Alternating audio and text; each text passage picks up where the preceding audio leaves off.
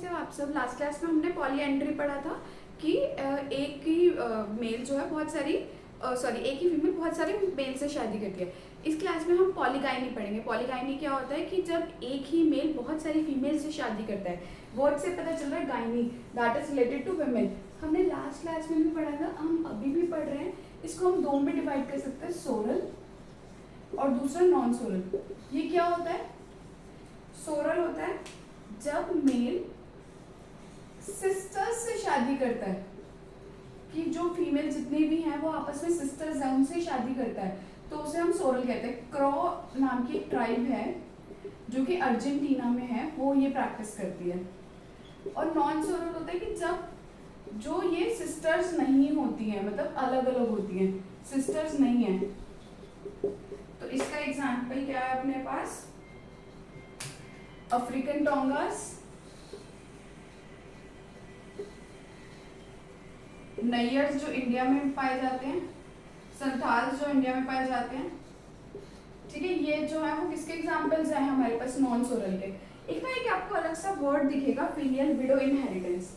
ये वर्ड ना आप टाइप्स में भी लेके जा सकते हो और ये रीजंस में भी आ सकता है। इसका मतलब क्या है कि ये जनरली मोनार्कियल सोसाइटी में होता है, जहाँ पे एक जब हस्बैंड मर जाता है तो उसका जो बच्चा होता है वो हस्बैंड की जितनी भी वाइफ्स होती है ना, सबसे शादी कर लेता है, एक्सेप्ट इज बायोलॉजिकल मदर। क्या इसका मतलब है? मैं चार से समझाने की कोशिश करती हूँ कि जैसे एक ये मेल है, एक ये मेल है, इसकी बहुत सारी फीमेल्स हैं। ठीक है, बहुत सारी फीमेल्स हैं। इससे एक बेटा प्रोड्यूस हुआ।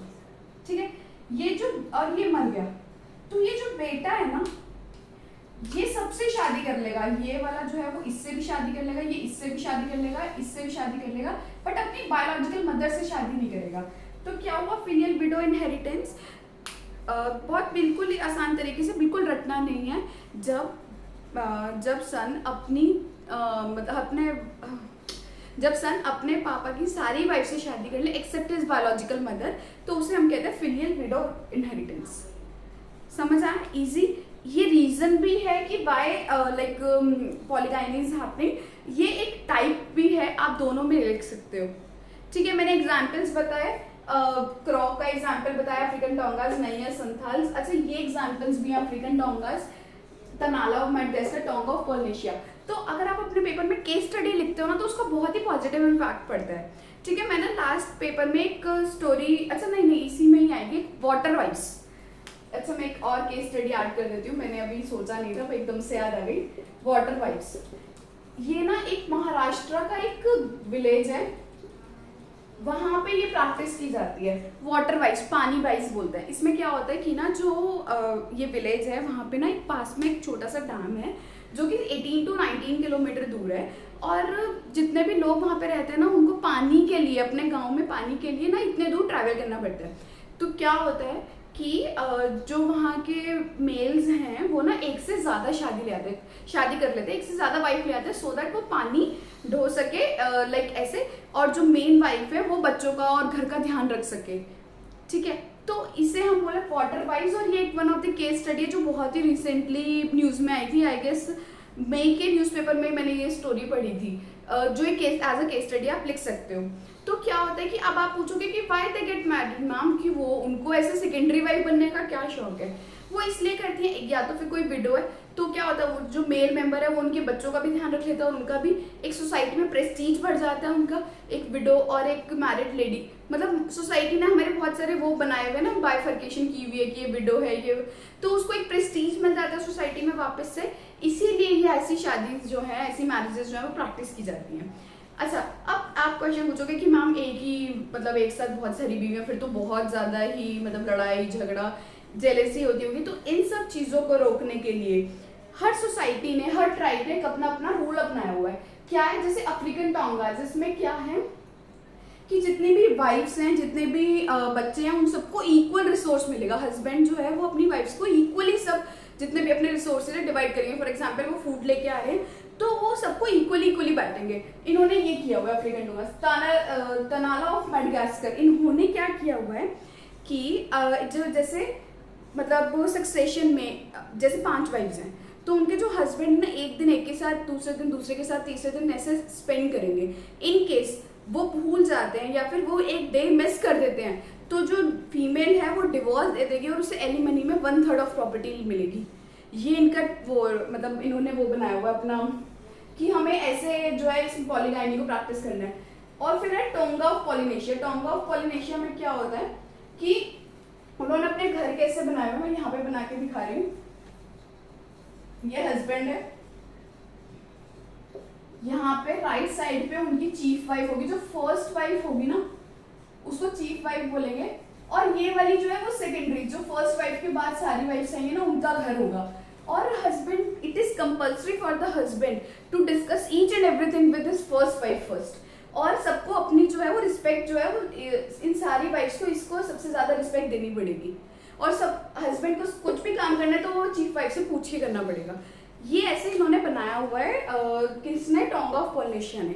तो अगर आपसे क्वेश्चन पूछा जाता है पॉलीगाइनी का तो आप सोरल नॉन सोरल में डिवाइड करोगे। उसके बाद एग्जाम्पल्स के थ्रू अगर 20 मार्क्स का आ गया तो ऑब्वियसली आपको एक से ज्यादा एग्जाम्पल्स देने पड़ेंगे। वाटर वाइज एक इंडियन दे सकते हो और एक ये मतलब ये वाला दे सकते हो, चार्ट बना सकते हो जिससे बहुत अट्रैक्टिव लगेगा आंसर, है ना। उसके बाद दूसरा रीजन, अब आता है रीजंस कि व्हाई इट इज प्रैक्टिसिंग, मतलब पॉलीगाइनी की प्रैक्टिस क्यों होती है। इम्बैलेंस ऑफ सेक्स, क्या है कि वॉरफेयर होती है, अभी भी होती है, पहले भी होती थी। तो क्या होता था, जितने मेल मेंबर्स है वो लड़ने चले जाते थे तो बहुत सारे मेल मेंबर्स जो है वो एक्सपायर हो जाते थे। तो क्या होता था, फीमेल्स बहुत ज़्यादा हो जाती थी। तो अब उनको भी तो हस्बैंड्स चाहिए, तो इसीलिए जो पॉलीगाइनी है वो बहुत ज़्यादा सोसाइटी में प्रैक्टिस की जाती थी। ठीक है, दूसरा रीजन था सोसाइटी। ये ना ऐसा समझा जाता था प्रेस्टीज है कि जितनी ज़्यादा वाइफ्स होंगी उतना प्रेस्टीज का काम है। नैयर्स ऑफ इंडिया है ना वो पॉलीगाइनी इस वजह से प्रैक्टिस करते हैं। थर्ड रीजन है जेनेटिक डिसऑर्डर। एक्चुअली एक बार्बर नाम से एंथ्रोपोलॉजिस्ट थे, उन्होंने क्या पाया कि जिस भी सोसाइटी में पैथोजन अटैक बहुत ज़्यादा है, मतलब जिस भी सोसाइटी में बीमारियां बहुत ज़्यादा हैं जेनेटिकली, तो वो क्या करते हैं, पॉलीगाइनी प्रैक्टिस करते हैं सो दैट जेनेटिक इनहेरिटेंस कम हो। अगर बहुत सारी वाइफ्स जो हैं वो आएंगी तो कोई ना कोई बच्चा तो होगा जो लाइक जेनेटिकली स्टेबल होगा, जिसको कोई बीमारी नहीं होगी। तो Barber was the anthropologist who studies Kirghiz tribe, और उन्होंने उस टाइम पे बोला कि जेनेटिक डिसऑर्डर होने की वजह से या बहुत ज़्यादा पैथोजन अटैक होने की वजह से भी जो लोग हैं वो पॉलीगाइनी को प्रैक्टिस करते हैं। उसके बाद आते हैं इंटेंसिव एग्रीकल्चर। वही अगर बहुत ज़्यादा एग्रीकल्चर प्रैक्टिसेस करनी है, बहुत ज़्यादा टाइम नहीं है, तो वो क्या करते हैं, बहुत सारी फीमेल्स के साथ शादी कर लेते हैं सो दैट उन्हें लेबर भी कम लेबर भी नहीं देनी पड़ेगी, और वो वाइफ्स होंगी तो वो सब रिसोर्सेज भी डिवाइड हो जाएंगे, है ना। ज़्यादा माउथ नहीं होंगे खाने के लिए, लेबर नहीं देनी पड़ेगी। अब गरीबी है तो पैसे कैसे देंगे, तो वो शादी कर लेते हैं सो दैट काम जो है वो डिवाइड हो जाएगा। समझ आया पॉलीगाइनी हमने क्या क्या पढ़ा, कैसे कैसे पढ़ा, है ना। अब इसके बाद आता है, इसके बाद हम जो टॉपिक पढ़ेंगे वो पढ़ेंगे वेज ऑफ एक्वायरिंग मेट। अगर आपको कुछ भी समझ नहीं आया आप मुझसे कमेंट सेक्शन में पूछ सकते हो। I will try my best to reply each and every one of you. और अभी जो मैंने पढ़ाया है ना, और अगर आप मेरे नोट्स पढ़ोगे तो उससे ज़्यादा ही एग्जाम्पल्स मिलेंगे, और it's all about examples and giving examples and giving why this is happening, why anthropologist studies this. आप जितने ज़्यादा वाई क्वेश्चन के आंसर करने की कोशिश करोगे ना अपने पेपर में, उतने ज़्यादा ही मार्क्स मिलेंगे और उतने ज़्यादा ही आपको सिंप्लीफाइड लगेगी एंथ्रोपोलॉजी, बिकॉज क्वेश्चन ट्विस्ट करके भी पूछे जाते हैं। तो उस टाइम पे इजी रहता है उस चीज़ को जवाब देना कि जब आपको बहुत सारे वाइज के आंसर पता है, बहुत सारे एग्जाम्पल्स आपको पता है कि कैसी भी सिचुएशन आ जाए, कैसा भी क्वेश्चन आ जाए। मैंने आपको 4 एग्जाम्पल दे दिए, एक इंडियन 3 फॉरेन के, तो कोई भी क्वेश्चन आ जाता है। अगर ऐसे पूछ लिया जाए कि पॉलीगाइनी में जेलिसी होती है, मतलब वो डायरेक्ट तो पूछ लें कि पॉलीगाइनी क्या होती है और क्यों होती है और एग्जाम्पल दे दो, डायरेक्टली पूछ लिया उन्होंने, आप लिख दोगे। बट इन केस क्वेश्चन पूछते हैं कि पॉलीगाइनी में अगर फीमेल साथ में रहती है, बहुत जेलिसी होती है, कॉन्फ्लिक्ट्स होते हैं, तो उसको अवॉइड करने के लिए क्या क्या सोसाइटीज ने मेजर लिए हुए, तो आप लोग को 4 एग्जाम्पल्स मिल गए हैं, 4 केस स्टडीज मिल गई हैं। No one can beat your answer, no one can. आधे से ज़्यादा लोग इसको अटेम्प्ट भी नहीं करना चाहेंगे, क्योंकि जेलिसी, कॉन्फ्लिक्ट्स, ये सब एग्जाम्पल कैसे, मतलब सबको पता होता है वाई, बट किसी को ये नहीं पता होता कि लाइक कैसे कैसे अलग अलग सोसाइटीज में मैनेज किया जा रहा है। तो this will be having edge over others. So आप इसको देख सकते हो। आई गेस आपको समझ आया होगा। अगर नहीं समझा तो मुझे कमेंट सेक्शन में बताना, मैं नेक्स्ट क्लास में फिर से एक्सप्लेन करने की कोशिश करूंगी, या फिर मैं एक डाउट सेशन रख लूंगी जिसमें आपके जितने भी डाउट्स होंगे मैं वो सारे एक साथ आंसर करने की कोशिश करूंगी। Stay tune for the next part. Next part में मैं incest, taboo and ways of acquiring mate पढ़ाऊंगी, एंड एक टॉपिक और ब्राइड वेल्थ, ये तीनों टॉपिक एक साथ वाइंड अप करके हम मैरिज को फिनिश कर देंगे, then we will be starting with religion और फैमिली। आप कमेंट में बताओ, मैं उसी से स्टार्ट कर दूंगी। Thank you.